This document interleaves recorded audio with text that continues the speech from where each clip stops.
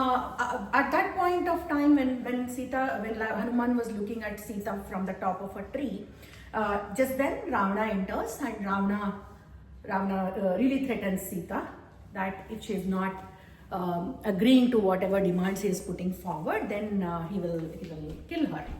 So he finally, before leaving, he tells her, I'm giving you 2 months of time.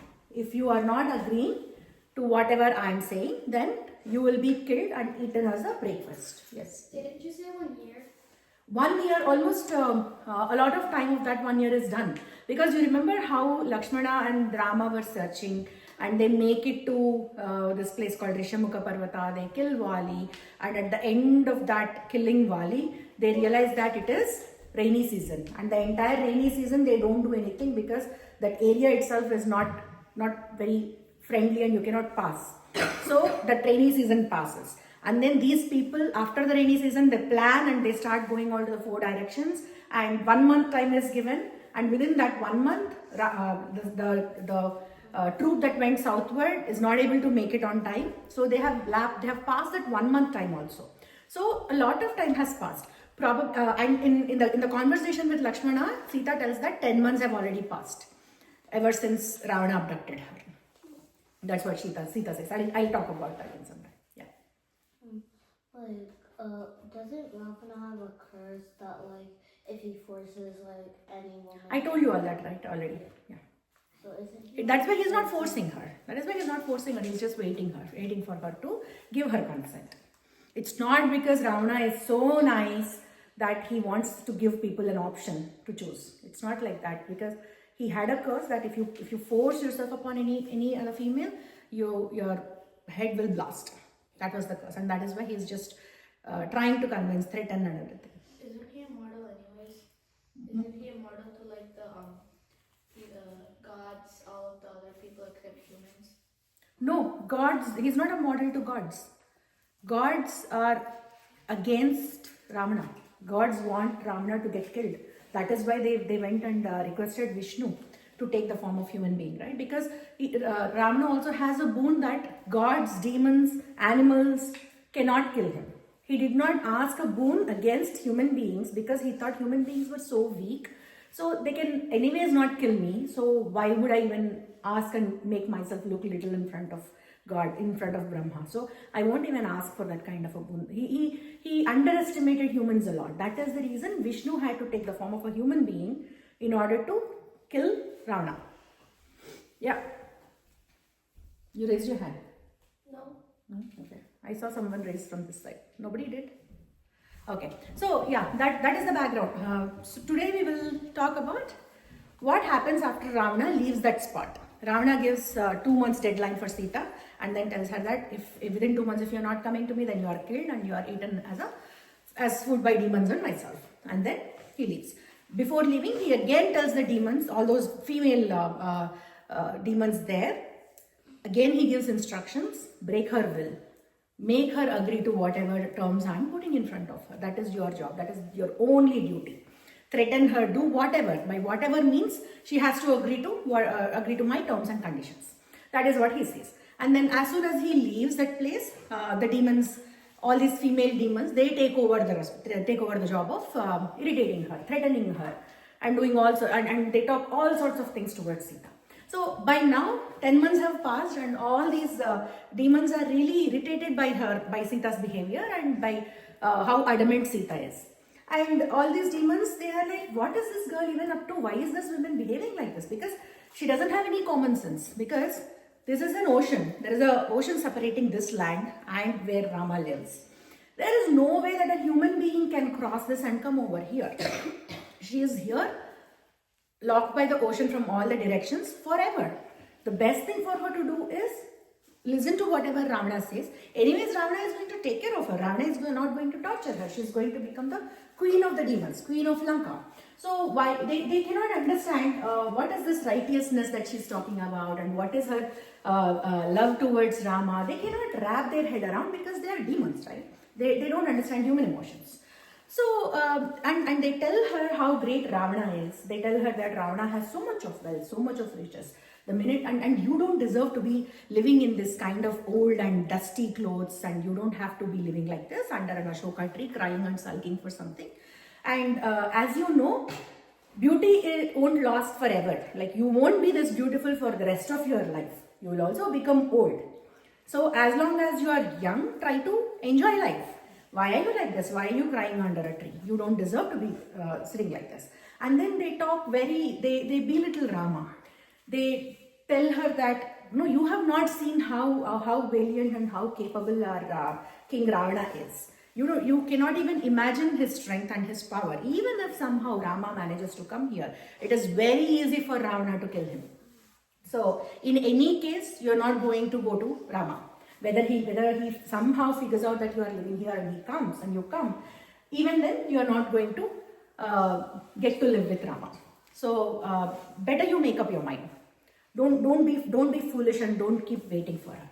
And then another demon comes. Another demon. She was sleeping and she comes and she says, you know what? Forget about her. She won't listen to you. She won't listen. She doesn't even understand what we are talking about. Let another 2 months pass away, and then you and I will eat her. We will share her stomach and we will eat her stomach, and somebody will eat her throat, or somebody will eat her ears. So they are distributing each body part. They are distributing each body part, Atiksha, and deciding or discussing who gets to eat which part of Sita. And Sita is frightened at this moment, because Sita is fragile. Sita is compared to the size of and enormity of this demon, Sita is very fragile and small lady, tiny lady. And these people are really threatening her to eat, and how they are going to kill her, how they are going to eat each part of her. So they are trying to break her will. This is how they are trying to break her will, basically. So after all this, and Sita is crying very badly. She is weeping, her entire clothes and everything is wet. And Hanuman is observing all this from the top of the tree, and he's in his mind, in his heart, he's praising how, he cannot stop himself from praising the bravery of Sita. Sita is the only person there. She doesn't know what is going on with Rama, or she doesn't even know. Wasn't there like a bunch of women there? Yeah, there are a bunch of women there. Why you say she was the only one there? She's the only one. There is no support for her, right? Oh. Only one in the sense, there are people there, but everybody is her enemy. Nobody is her friend. Nobody is there to understand what Sita is going through. Nobody is telling Sita that it's okay, I know a lot has happened to you, don't worry, your husband will come. I'm there to take care of you. Nobody is talking like that. Everybody is saying, I'll kill you, I'll pull you, all these kind of things, right? That is why it is said that Sita is alone. Sita is alone in the sense, not in terms of physical listing, but there are people, but nobody is on her side. So he can't stop himself but to praise Sita and her strength and her willpower and her mental abilities, right? She's able to counter every one of those demons, and she's still able to stand tall and just say one thing to them, that Sri Rama will come, right? And then it goes on and on for such a long time. By then it is almost afternoon. This thing started in the morning, right? By the time things settle down, it is afternoon. And at around that time, another demon called Trijata, she wakes up from her dream, and she comes and tells people, I had a very bad dream wherein this woman's husband, Sri Rama, comes and kills Ravana, and everything in Lanka is destroyed, and only person who is still alive and fine is Vibhishana. Vibhishana was Vibhishana? Ravana's brother. Yeah, Ravana's brother. Isn't he like the good one? Yeah, he's the good one. Wait, so you said that was a dream? That was a dream. They to have a dream about yes. So they kind of had like a sense that something was going to happen? Yes. Sometimes you get a sense that something is going to happen, right? That is called sixth sense, or your subconscious mind telling you that something is going to come up. So generally for people who are very focused and who can think straight in their head, who are good at meditation, who have a lot of focus, they get this kind of insight and they can sense things a little ahead of time. So they come in the form of dreams. Those thoughts come in the form of dreams and things like that. So she gets a dream and she narrates that dream to all those demons. Now demons are kind of worried a little bit, and they give this break to their continuous torturing of Sita and they go away a little. And then Hanuman is waiting for an opportunity to talk to Sita. All the while Hanuman is thinking, should I really approach Sita? Because his job is to find out where Sita is. Right? So he found out where Sita is. He's thinking whether I should talk to Sita. If I talk to Sita, how should I approach Sita? Because all these demons are coming in disguise and they're doing all those kind of things, right? If I go and talk to Sita, Sita might think that I'm another demon employed by Ravana. Doesn't he have the ring of Rama? He does. But even before he shows that ring, she might scream and everybody will get alerted, right? The minute she sees a monkey coming and talking to her, she'll be scared, she'll be frightened. So she might scream, and that will capture the attention of all the demons. Doesn't he like toss her jewelry first? No, he doesn't. That's not the right thing to do, because he needs to confirm verbally with Sita that it is Sita, nobody else. Yeah. I forgot. Okay. So he doesn't do that because everything can be mimicked, right? There is no guarantee that Sita will even take that thing seriously. Without having a conversation and convincing Sita that he is none other than a messenger from Rama, he cannot do any of those things. Wasn't it bad luck for a woman to see a monkey then? No. No. Why would it be a bad luck to see monkey? What is the fault of monkey? Because like in the Ramayana that I read, Sita thinks that. Sita thinks that it is a dream. Sita is crying. Okay, let me come to it. You need to be a little patient. So all these demons they go away. After some time they go away. They leave Sita alone and they go away.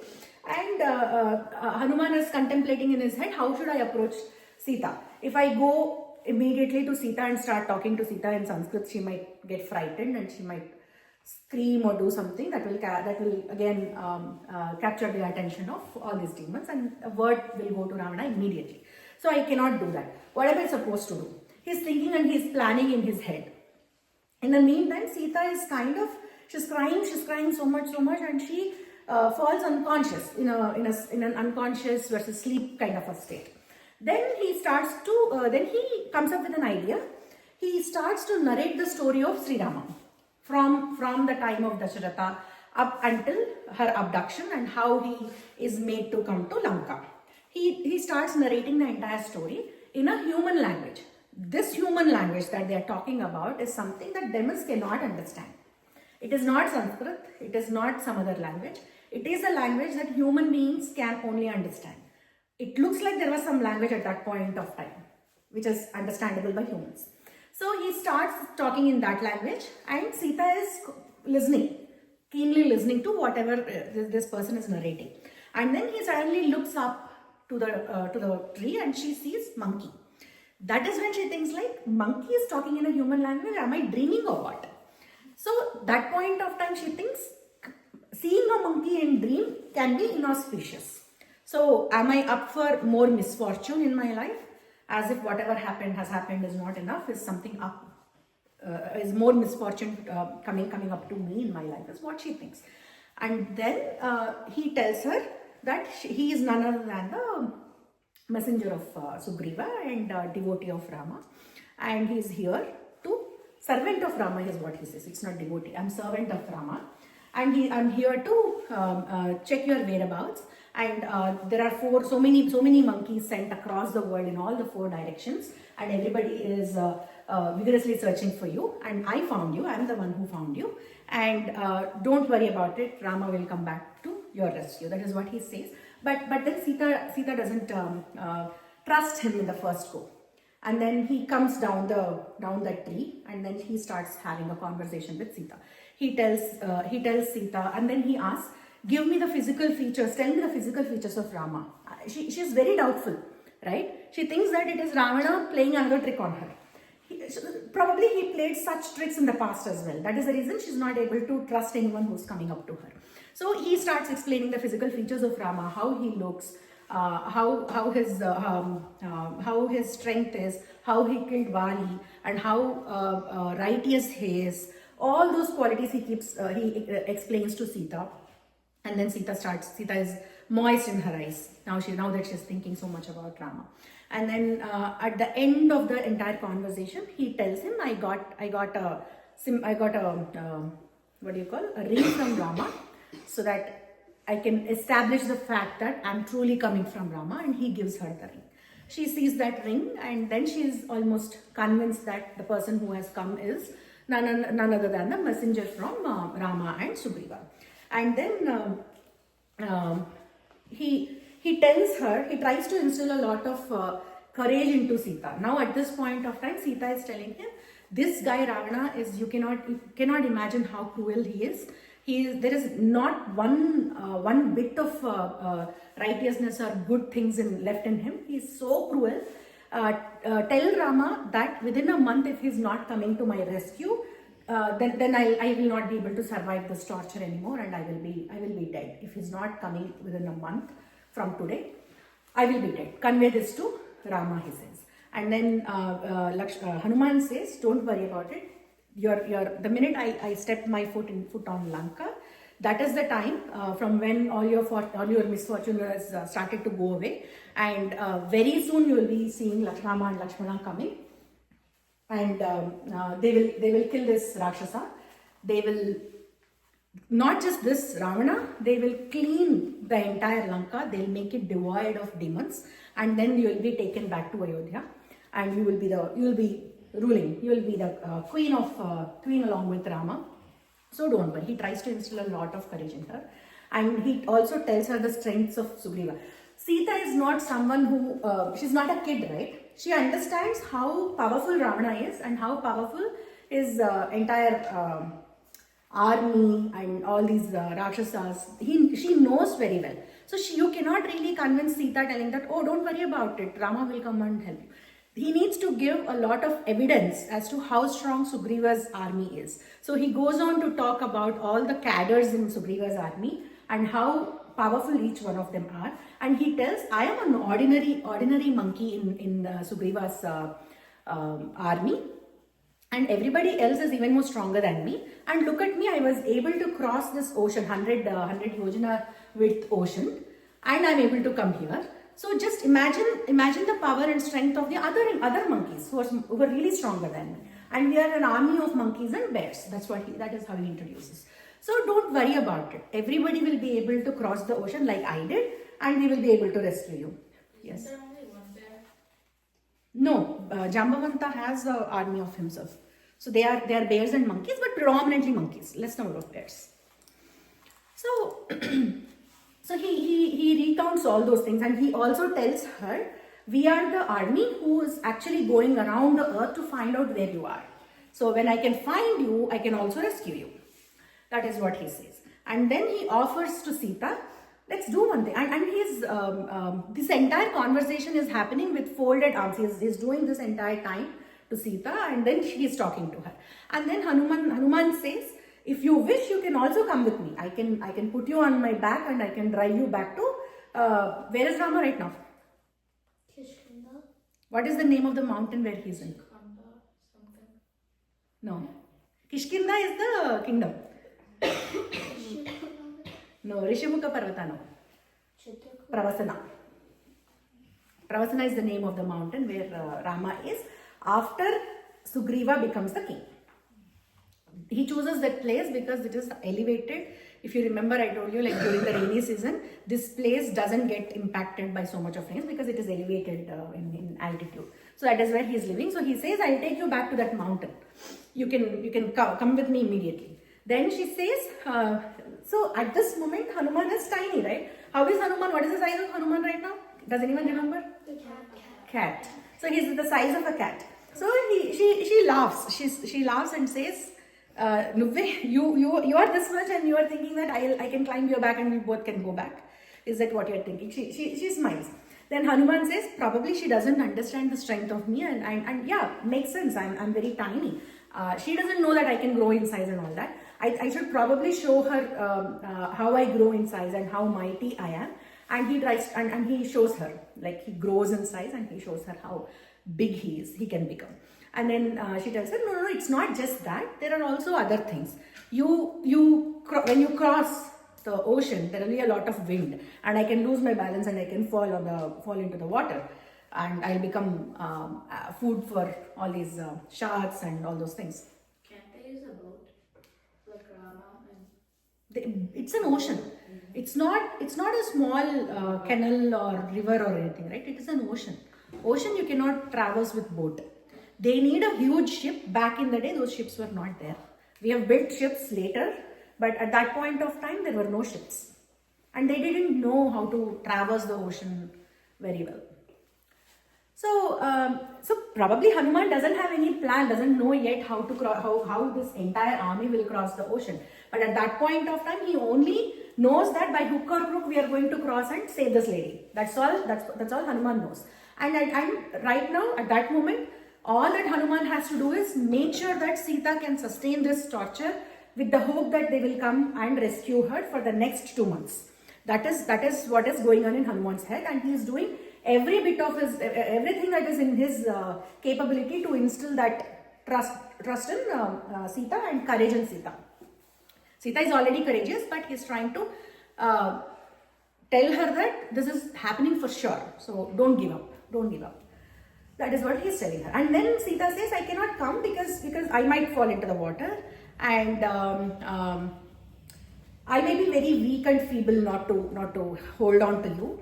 And the last thing is, I cannot touch anybody other than Rama. This Ravana, he forcibly lifted me and brought me here, but in actuality, by intentionally, I don't go and touch anybody other than Rama. I am very devoted to Rama, so I cannot come to you.